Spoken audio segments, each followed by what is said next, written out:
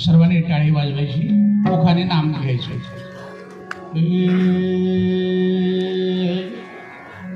गजानना हो गजवदना पार्वतीच्या नंदना. गजानना हो गजवदना पार्वतीच्या नंदना. गजानना हो गजवदना पार्वतीच्या नंदना. गजानना हो गजवदना पार्वतीच्या नंदना. गजानना हो गजवदना पार्वतीच्या नंदना.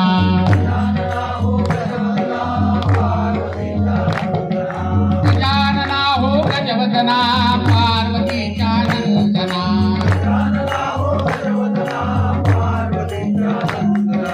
गजानना हो गजवदना पार्वतीच्या नंदना.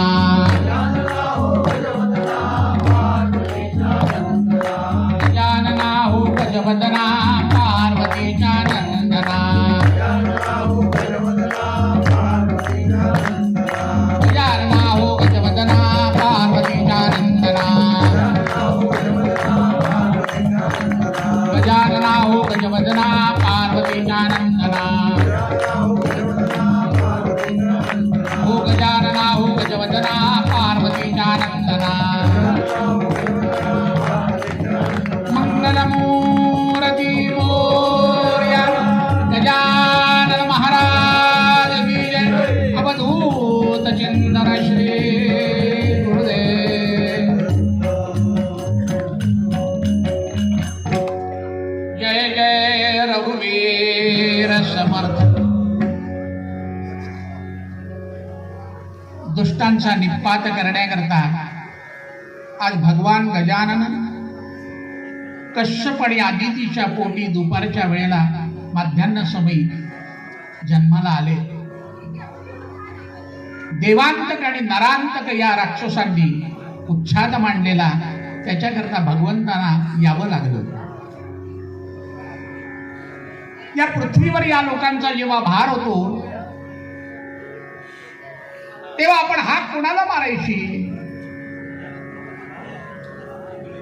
अधिकारी पुरुषालाच हाक मारायची ना.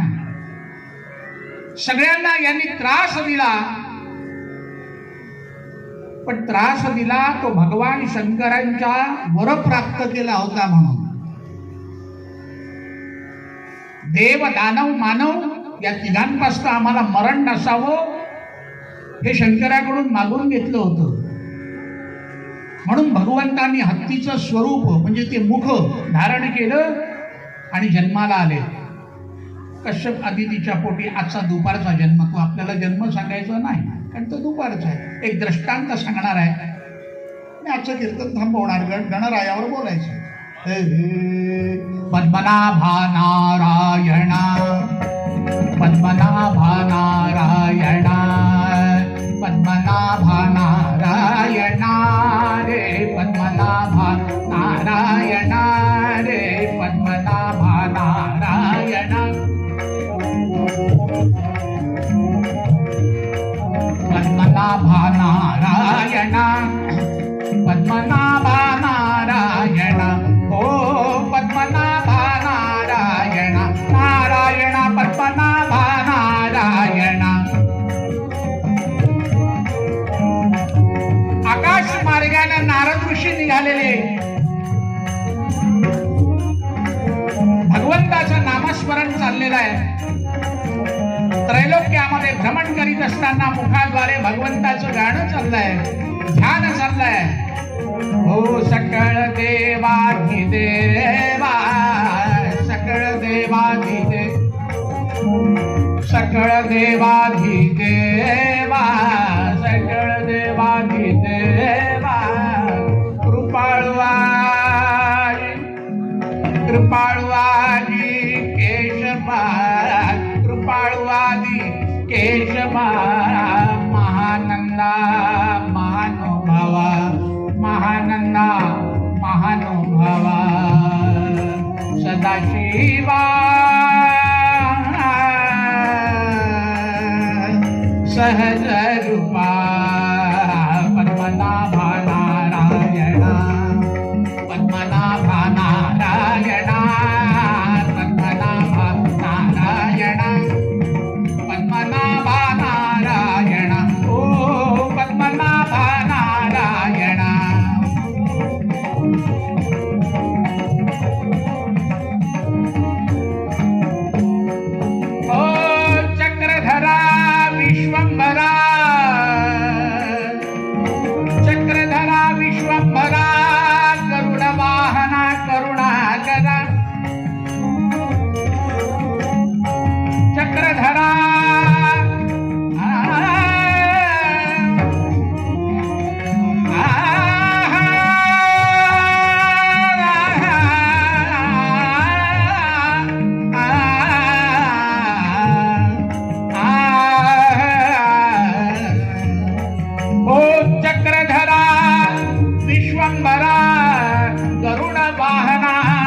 करुणाकरा वसुदेव देवकी नंदना बाळ रांगणा बाळ कृष्णा पद्मनाभा नारायणा पद्मनाभा नारायणा रे पद्मनाभा नारायणा पद्मनाभा नारायणा ओ पद्मनाभा नारायणा ओ पद्मनाभा नारायणा. कोण होतं होय हे स्मरण करणार? कोण होतं? गळ्यात वीणा. हे मला आज शिकवलं पद म्हणून मी म्हणतोय. गळ्यात वीणा चिपळ्या हाती. आमचे दादा गुणगुणत होते, म्हणलं याचाही उपयोग करून टाकावा आपण. गळ्यात वीणा चिपळ्या हाती सदा वसे नारायण पोटी अवतारुनी तू क्षणोक्षणी साधिसी जगाचे हित तुझे मी गाता गौरव गीत रंगले हरिभजनी संगीत रंगले हरिभजनी संगीत. नारदा नारदा मुनिवरा नारदा मुनिवरा तुझे मी गाता गौरव गीत रंगले हरिभजनी संगीत रंगले हरिभजनी संगीत. नारदा नारदा नारायण नारायण नारायण. त्रैलोक्यामध्ये नारद ऋषी हिंडत हिंडत हिंडत हिंडत आज अचानक लहर झाली म्हणून स्वानंद लोकामध्ये आले. आल्याबरोबर भगवान गजाननाच्या दरबारामध्ये आल्याबरोबर काय बघता? गजानन प्रत्यक्ष गणपती सिंहासनावर बसलेले. काय त्या सिंहासनाचं वर्णन करावं हो? रत्नजडित मुकुट घातलेला आहे. रत्नजडित भरा तुझ गौरी कुमारा चंदनाची ओटी कुमकुम केशरा हिरे जडित मुकुट शोभतो बरा ऋणजुनोती नुपुरे ऋणजुनोती नुपुरे चरणी घागरिया. काय वर्णन आहे गजाननाचं. पायामध्ये घुंगर बांधलेले, भरजरी वस्त्र अंगावर आहे. त्या सिंहासनाची एक एक फर अशी सजवलेली आहे हिरे मोती माणक्यानं. आणि गजानन बसले. नारदांना बघितल्यावर या या या या नारदा या या. आज कसं काय येणं केलं? काही निमित्त? नारद ऋषी म्हणाले देवा आज काही नाही, सहज तुमची आठवण झाली. मनात कुठले विचार नाही हो, पण सहज आलो म्हटलं, दर्शनाकरता आलो. या या या नारदा. असे काही तुम्ही दर्शनाला येत नाही. प्रयोजन मनोद्दिश्य म्हणतो की प्रवर्तते. तुम्ही काहीतरी तुमच्या जवळ आहे, लपवताय तुम्ही. या या आल्या आल्याबरोबर आधी सत्कार केला, बसवलं. आणि नारदाने परमेश्वराच्या पायावर मस्तक ठेवलं, साष्टांग नमस्कार केला. ते स्वरूप बघितलं आणि एखाद्या भाटानं जशी स्तुती करावी गजाननाची तशी नारद ऋषी करायला लागले. ओंकारा तू तू अधिनायक, ओंकारा तू तू अधिनायक.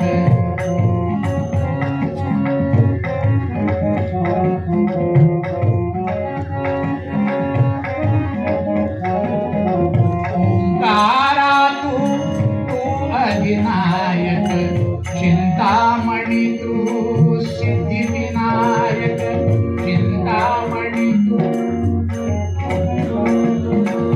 इथे प्रत्येक जण बसलेला आहे, सगळ्यांची आवाज सुंदर आहे. तुम्ही म्हणाल बुवा हे तुम्ही कशावरून ओळखता? आमच्या आवाजाची धार तुम्हाला कशी काय कळली? कशी काय कळली माहितीये? ज्यावेळेला मी नामस्मरण करायला सांगतो आणि वरवर 3 टोकाला पोचतो त्यावेळेला तुम्हीही पोचता, म्हणजे तुमचा आवाज चांगला आहे. तर माझ्या मागे म्हणू नका, जेणेकरून प्रत्यक्ष परमेश्वराची स्तुती होईल. ओंकारा तू अधिनायक, ओंकारा तू अधिनायक, ओंकारा तू अधिनायक, ओंकारा तू अधिनायक, चिंतामणी तू सिद्धिविनायक, चिंतामणी तू सिद्धिविनायक, मंगलमूर्ती तू भयतारक, मंगलमूर्ती तू भयतारक, सर्वसाक्षी तू अष्टविनायक, सर्वसाक्षी तू अष्टविनायक, तुझ्या कृपेच्या हातमस्तकी, तुझ्या कृपेच्या आत्मस्तकी, काही तव मन चिंता, तू सुख करता, तू दुःख हरता, तू सुख करता, तू दुःख हरता, तूच करता आणि करविता, तूच करता आणि करविता. मोरया मोरया मंगलमूर्ती मोरया, मोरया मोरया मंगलमूर्ती मोरया, मोरया मोरया मंगलमूर्ती मोरया, मोरया मोरया मंगलमूर्ती मोरया, मोरया मोरया मंगलमूर्ती मोरया, मोरया मोरया मंगलमूर्ती मोरया, मोरया मोरया देवासरू दे माझे मी पण, देवासरू दे माझे मी पण, तुझ्या दर्शना उजळो जीवन, तुझ्या दर्शना उजळो जीवन, नित्य करावे तुझे चिंतन, नित्य करावे तुझे चिंतन, तुझ्या धुळीचे भाळी भूषण सदैव राहू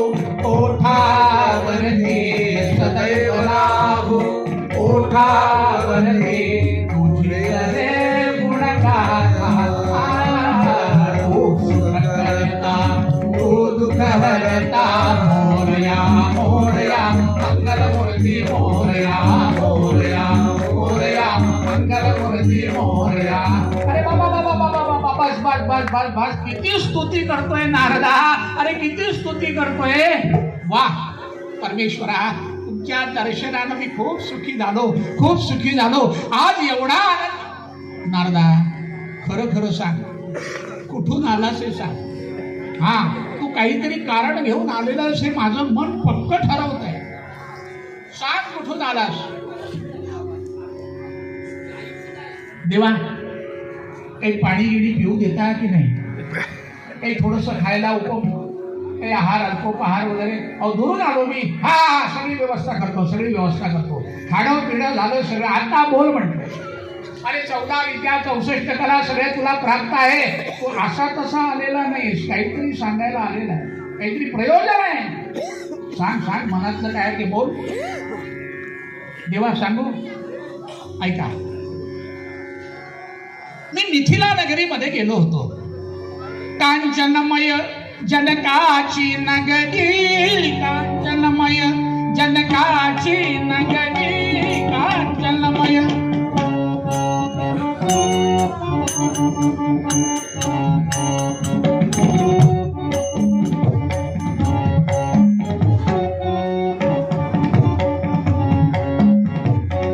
कांचनमय कांचनमय जनकाची नगरी, जनके रचिली होती. कांचनमय जनकाची नगरी, जनके रचिली होती. धवल मंगल मणिपर्ण यशोभा, रत्ने त्या भूषविती. राम रत्ने त्या भूषविती. अश्वगजाच्या पृथुशाला त्या कितीक बांधिल्या होत्या. देवा, मी मिथिला नगरीमध्ये गेलो होतो. त्या मिथिला नगरीचे राजे जनक शूर, प्रतापी, विद्वान, प्रजेचं रक्षण करणारा, प्रजाध्यक्ष, न्यायशास्त्रामध्ये निपुण, सर्व कार्यात निपुण असा त्या जनकाची पत्नी सुमेधा नावाची, या दोघांनी मिळून माझं उत्तमोत्तम स्वागत केलं. उत्तमोत्तम स्वागत केलं. खरं सांगू देवा, दानशूर म्हणजे तो असा राजा आहे की ज्याचं वर्णन बघितल्याबरोबर कर्णाची आठवण येते. आता श्रोते हो, हे जनक राजे म्हणजे सीतेचे वडील नव्हे, पिता नव्हे. मला असं वाटतंय जनकाच्या म्हणजे त्या मिथिला नगरीच्या गादीवर बसणारे सगळे जनकच होते. इंग्लंडमध्ये नव्हती का मालिका एडवर्ड द फर्स्ट, सेकंड, तशी नारदाची सुद्धा मालिकाच आहे. चारही युगामध्ये नारद आहे. म्हणजे नारदाची ती गादी आहे, त्या गादीवर बसणारे नारद, पंतप्रधानाच्या गादीवर बसणारा पंतप्रधान. तसे मिथिला नगरीचे हे राजे जनक, याची सुमेधा नावाची स्त्री, दोघही सुद्धा असं जर बघितलं ना त्यांच्याकडे, खरंच दयाळू. आणि काय दानशूर आहे तो, दानशूर. बर, पत्नी म्हणावी महान पतिव्रता आहे. काय सुंदर वाटतो शब्द पतिव्रता आहे ना. पतिव्रता हा शब्द आजच्या काळामध्ये असेलही कदाचित, पण फार कमी आहे. आज पतिव्रता जर बघितल्या तर आमचे काशीचे विनायक बुवा भागवत, जे प्रत्यक्ष कीर्तनकार, प्रकांड पंडित, आमच्या गुरुजींचे गुरुजी विनायक बुवा भागवत, त्यांनी एक श्लोक लिहून ठेवला की आजच्या काळामध्ये पतिव्रतेचं लक्षण कशात दिसतं. जे न देखे रवी ते देखे कवी, मी कालच सांगितलं. यांनी पतिव्रतेचं लक्षण कशामध्ये शोधलं ते बघा. ते असं म्हणतात, सदा हस्तयो दत्त हस्तास्व भर्तृः पदाघातिता इष्टसिद्धिं विधत्ते स्वयंभूस्थिता स्वामिने दत्तपीठा सती वास्ती लोके त्वयश्चक्रगंत्री. चक्रगंत्री म्हणजे काय? सायकल, ज्याला इंग्रजीमध्ये बाईसिकल म्हणतात. बाई जर शिकल तर पुरुष का न शिकल, तोही शिकल, नाही का? त्याला बाईसिकल म्हणतात. आता डोळ्यासमोर असं चित्र आणा की गृहस्थ बसलाय, सायकल चालवतोय रस्त्यानं, त्याच्या हातामध्ये हँडल आहे, पाय ठेवलेले पायडलवर. कधी कल्पना आहे. सदा हस्तयो दत्त हस्तास्व भर्तृः, वरती बसलेला पुरुष आहे, सायकल स्त्रीलिंगी आहे.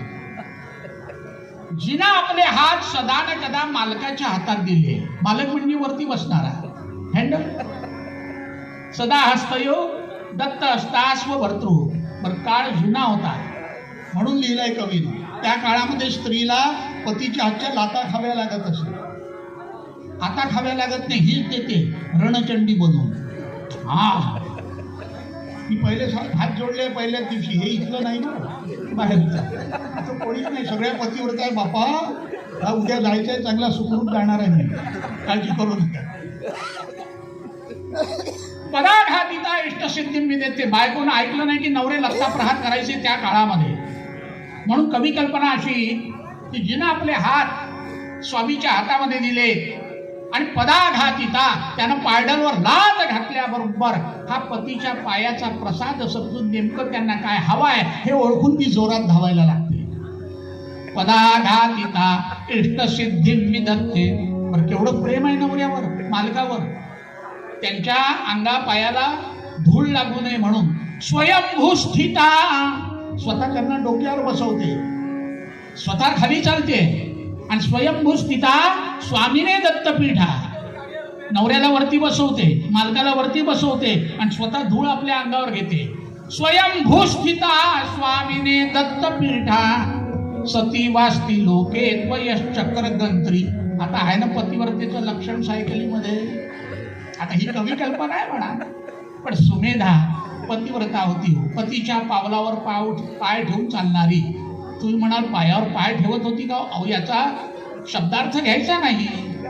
हा, काय प्रत्येकच गोष्टीचा शब्दार्थ घेतलेलाच नाही, काही भावार्थ आहे, गुणार्थ आहे, ते घ्यावे लागतात. आपल्या मनुस्मृतीबद्दल नुसता भावार्थ नव्हे, भावार्थही घेतलेला नाही, गुणार्थही घेतलेला नाही. वरवर अभ्यास न करणाऱ्यानं त्याच्याबरोबर टीका केली आणि सुरू झालं. काय लिहिली आहे हे सुद्धा त्याला धड सांगता येत नाही. आता मात्र समोर येऊन राहिलंय. हा, कीर्तनात जास्त बोलता येत नाही, त्याला मर्यादा असावी. कारण सगळेच लोक हौसे गवसे नवसे असू शकतात. इथे भक्तच आहेत म्हणा, पण तरी सुद्धा एखादं वाक्य उच्चारल्यानंतर तेवढंच ताबडतोब बाहेर आऊट पेपरमध्ये बुवाना अशी टीका केली, पण सत्यत्व राहतं बाजूला. असं महान पतिव्रता, पती समागमे, पती ज्या पद्धतीने म्हणत त्या पद्धतीनं वागणारी अशी सुमेधा होती. या दोघांनी मिळून माझं इतकं स्वागत केलं. बरं तुम्हाला खरं सांगू, 12ही महिने दान धर्म चालूच असतो त्या राजाचा. नुसताच दान धर्म नाही तर 12ही महिने यज्ञ सुरू असतो त्याच्या वाड्यामध्ये. वा, गजानन म्हणतात महापुण्यवान आहे. मग तो खरंच पुण्यवान आहे.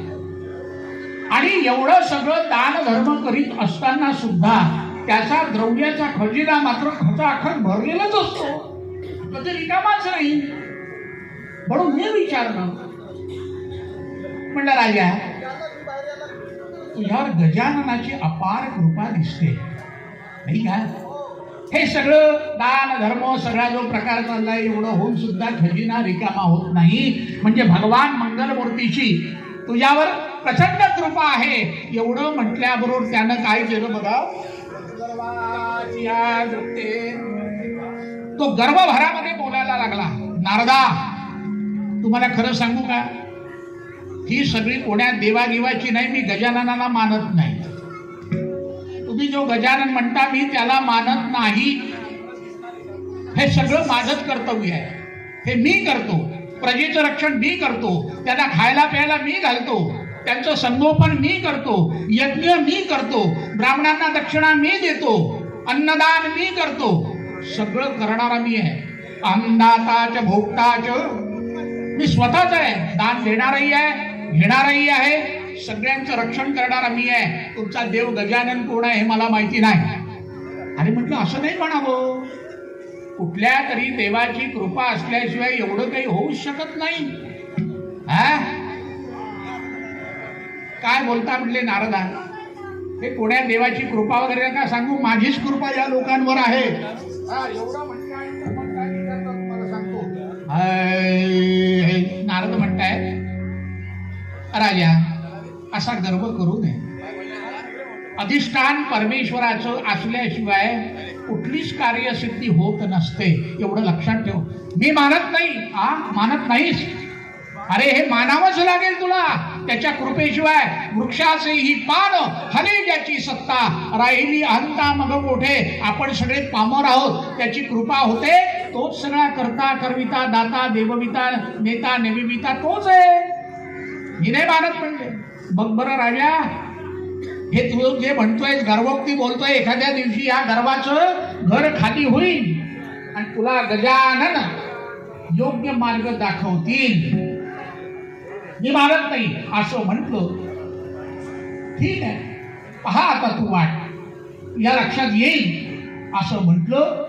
आणि नारद ऋषी तिथून जे निघाले आकाश मार्गाने ते गणरायाकडे आले. असं असं असं असं हे कारण घेऊन तू आलायस का? हो म्हटलं देवा, त्यानं असा असा तुमचा अपमान केला. हा तुमचाच नव्हे तर सर्व देवादिदेवांचा अपमान झालेला आहे. त्याला योग्य मार्ग तुम्ही दाखवा. मला हे बरं वाटलं नाही. याचं कारण परमेश्वराच्या सत्तेशिवाय वृक्षाचं पान जर हालत नाही तर त्याच्याजवळ हे कसं काय होणार. निघून गेले नारद. पाहता पाहता पाहता काही दिवसाचं अंतर दिलं. पण गजाननानं काय केलं, एका ब्राह्मणाचं रूप धारण केलं. कसं केलं ते रूप धारण?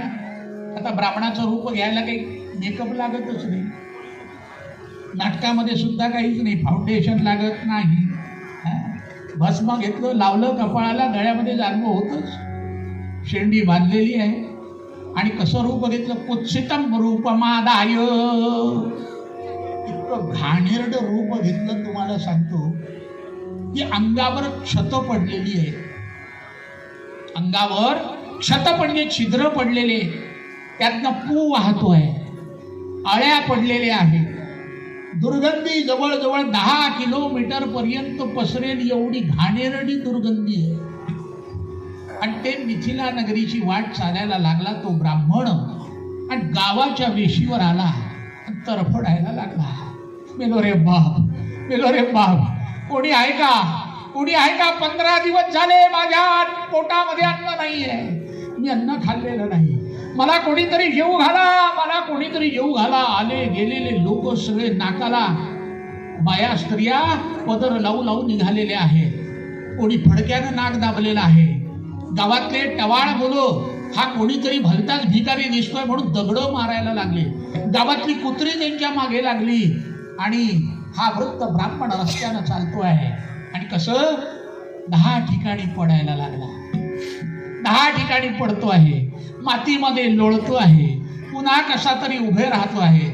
उभा राहत असताना रस्त्यातली मुलं पुन्हा दगड मारतायत.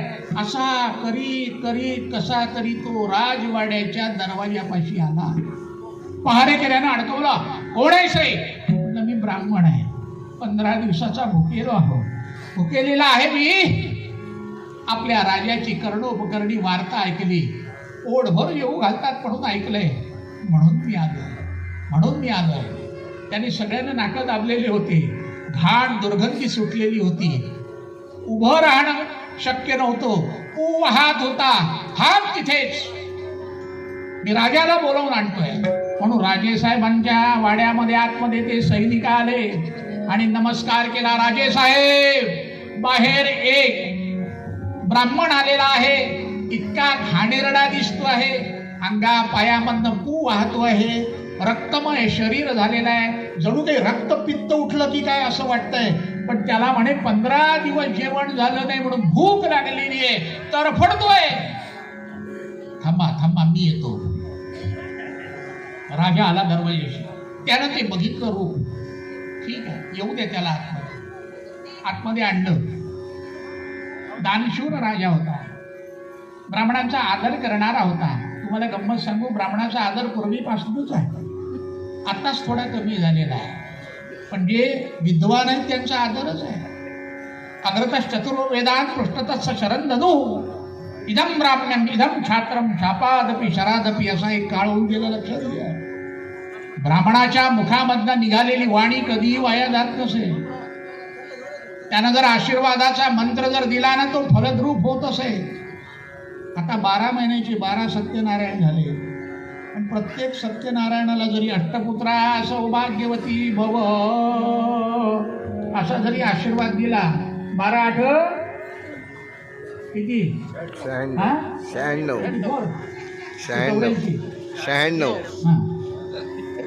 इंग्रजी सगळं पोरांना नाही येत. 12 काय होतं काही सांगता येत नाही. अहो एवढे तर काहीच नाही. आता 12 किती 12 96 एवढे पोरं होतच नाही. एवढा मोठा आशीर्वाद 12 महिन्याचा एक तरी व्हावा ना. मग आता दोष कोणाचा? विचार करा, दोष कोणाचा? तपश्चर्याच नाही, स्नान नाही, संध्या नाही, केव्हाही अवेळी खाणं, नियमानुसार वागणं नाही, कर्मठता नाही. आपली कर्मठता गेली आणि आपली गती व्हायला लागली. पूर्वेचे घनपाठी वगैरे सर्व मंडळी जी होती कर्मानं बांधलेली होती, तपश्चर्येनं बांधलेली होती. मुखातनं वाणी निघल आणि आपलं काय कल्याण होईल का नुसतं कल्याण होईल, यामुळे सगळे घबरायचे. आता कोणीच घेत नाही. पोट भरत नाही म्हणून भिक्षुकी करणारी मंडळी कमी नाही. मी क्षमा मागतोय बरं का, मी स्वतः भिक्षुक आहे, मला याची कल्पना आहे काय चाललंय जगामध्ये, किती मंत्र आपण म्हणतो, कशा रीतीनं फसवतो हेही कळतं. पण जे खरे कर्मठ आहे ना ते आजही व्यवस्थित चाललंय बघा. आणि त्याचं फल यजमानाला मिळतं. यजमानाला मिळतं. बरं यजमानही तसेच आहेत. 101 रुपये दक्षिणेमध्ये किती मागतात देवाला, आणि ते सांगावंच लागतं ब्राह्मणाला. तेवढं जर सांगितलं नाही तर हा ब्राह्मण काही चांगला नाही, याला संकल्प सांगता येत नाही. काय संकल्प? मम आत्मनः श्रुती स्मृती पुराणोक्त फलप्राप्ती अर्थ. फक्त 101 रुपयात. अस्माकं सहकुटुंबानां सहपरिवाराणां द्विपद चतुष्पद सहितानां. काय मागणं आहे हो, एकट्याचं नाही. ब्राह्मणाला दक्षिणा किती? 101 रुपये.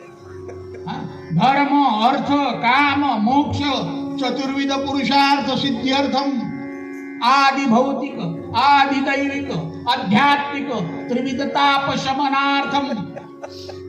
काय मागणं आहे? राजद्वारा, याला काम्यपूजा म्हणतात.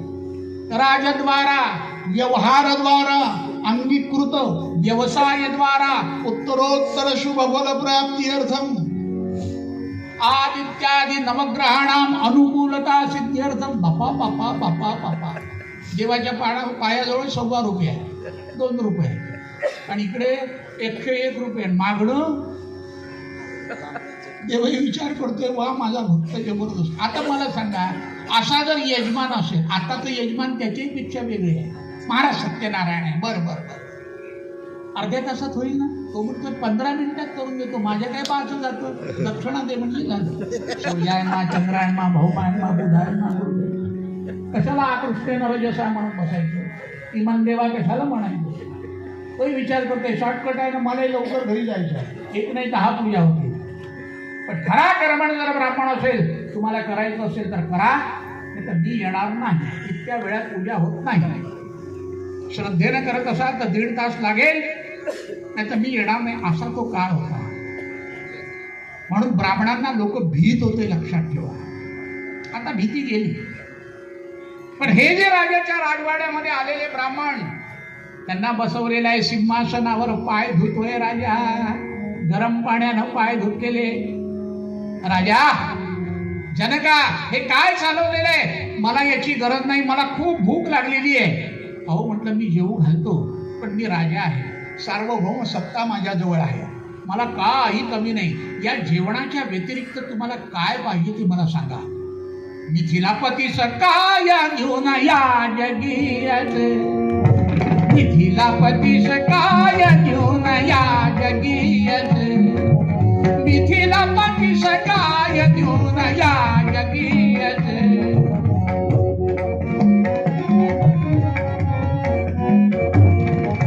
मिथिलापती सकाय घेऊन या जगीयत. दुर्मिळ अशी वस्तू मला कोणती नसे. दुर्मिळ अशी वस्तू मला कोणती नसे. मिथिलापती सकाय घेऊन या जगीयत. मिथिलापती सकाय घेऊन या जगीयत. या जगीयत या जगीयत. महाराज, माझ्याजवळ काही कमी नाही, मी कोणाला मारत नाही, पण माझ्याजवळ भरपूर आहे. हे सगळं स्वबळावर केलंय, मला कोणाची गरज नाही. तुम्हाला काय काय हवं ते मागा. राजा, मला काही नको रे, 15 दिवसाचा भुकेला आहे. पहिले मला आधी वाढ, मग पाहू पुढचं पुढे.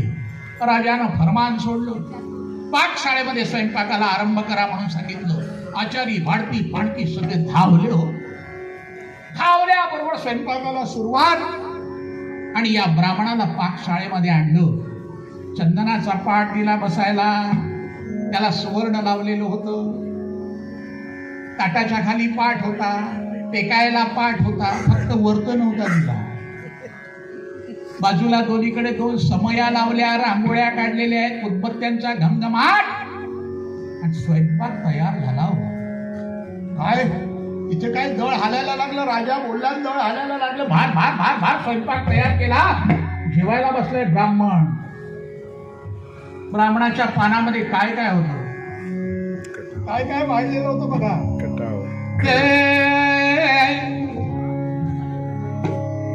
त्या पानामध्ये एक एक पदार्थ वाढायला आणला. ब्राह्मण बसलेला आहे, सगळं वाढण्याकरता सगळे धावलेले.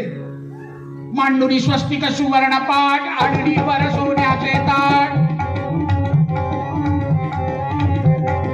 मांडुरी स्वस्तिक सुवर्ण पाठ, आडणीवर सोन्याचे ताट. भोवती फळ शाखाचा थाट, काठीवर ते पिवळे दाट. चटण्या कोशिंबिरीचा थाट. किती पदार्थ वाढले तुम्हाला सांगतो. बोंडे पापड वडे पापड्या, लवण सांडगे शुभ्र चिकवड्या. आम्रतीक्ष मधु मिष्टरायते, आम्रतीक्ष मधु मिष्टरायते. पंचामृत ते मधु आयते. सुंदर भाज्या उजवे अंगी. कोबी कंद कवळी वांगी. मिष्ट दोडके आणि परवरे. केळी कमळी पुढे भोपळे. लांब पडोळे ओले सोले. हिंग जिऱ्याचे त्यात मसाले. भेंड्या चवळी कवळ्या शेंगा. अहो भेंड्या चवळी कवळ्या शेंगा. तो बाजूंनी दिसती रांगा. मधुर खिरीचे किती बासुंदी. तळिया बेसन मुगदळ बुंदी. घिवर घारणे. तो माझ्याकडे पाहून राहिलाय. सगळंच म्हणतात खायला काहीच नाही मिळत. असं सजवलं ताट तुम्हाला सांगतो. असं सजवलं ताट. सगळे जण भोवताल उभे. महाराज मी आता राहू नाही शकत. मला भूक लागली आहे. भूक. महाराज बसा जेवायला बसा. त्या आचार्यानं वाढलं. तो आतमध्ये जसा गेला तसा या ब्राह्मणाने एक हात मारला. जेवढं वाढलं होतं तेवढं गटायत पहा. ताट रिकामं. राजे साहेब ताट रिकामं झालं. भूक लागली आहे मला. वाढा. पुन्हा आतमध्ये गेला राजा सांगा. अरे वाढा त्यांना पटापट. आचार्यानं पाहिलं धडकीच भरली. हो काही खायला वेळ लागतो का नाही. आपल्याचकडे आपण वाढत असताना एखादा पापड वाढला पहिल्यांदा, थोडं मीठ वाढलं, पापड वाढलं, लोणची वाढली. दुसरं वाढायच्याच आधी पापडच मोडून बघतो आपण. ते लोणचंच चाटून बघतो. कोशिंबीरच खाऊन बघतो. इथं यानं एका हातामध्ये सगळं खाऊन घेतलं. आणि भरपूर जरी दिले तरी माझं पोट भरत नाही. म्हणून समर्थ प्रथम पद्यात तेच म्हणताय की मक्षिका भक्षिली जाणीवेची. तया भोजनाची रुची प्राप्त कैची. अहम बाबजा मानसीचा बिरेना. अहम बाबजा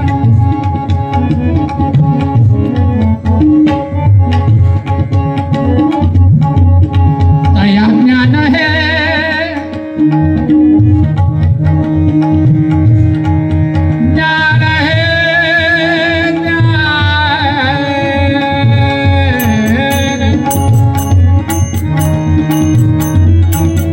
तया ज्ञान है अन्न पोटी जिरेना.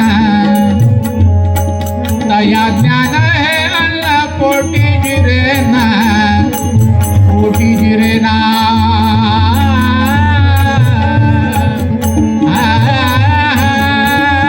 जणे मक्षिका भक्षिली जाणीवे. जणे मक्षिका भक्षिली जाणीवे. जणे मक्षिका भक्षिली जाणीवे.